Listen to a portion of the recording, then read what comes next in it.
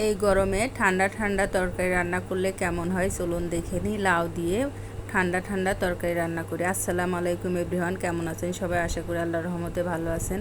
আমি এখানে একটা লাউ নিয়েছি, লাউটা খুব সুন্দর। এই তো আমি লাউটা কেটে নিলাম। এখানে আমি রুই মাছ নিয়েছি, রুই মাছগুলো লবণ হলুদ দিয়ে মাখিয়ে নিলাম। এই তো কড়াইতে তেল দিয়ে ভেজে নেব। কড়াই তেল দেওয়ার সাথে সাথে উল্টা মাছ তেলের মধ্যে দেওয়ার সাথে সাথে উল্টায় দিতে হবে, নাহলে কড়ার নিচেই লেগে যাবে।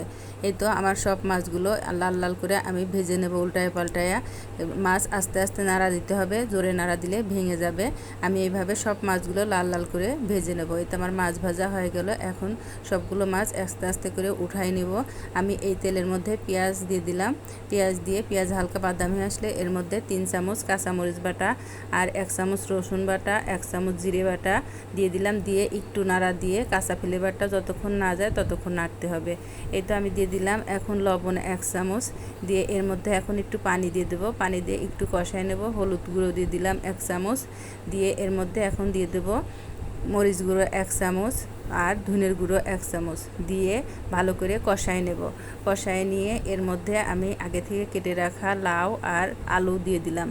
দিয়ে এখন আস্তে আস্তে ভালো করে সবগুলো মিশিয়ে তরকারি মশলার সাথে মিশিয়ে ঢাকনা দিয়ে ঢাকা দিয়ে রাখবো কিছুক্ষণ। ভালো করে কষাতে হবে। লাউর ভিতরে অনেক পানি বেরোবে, আলগা পানি দেওয়া লাগবে না।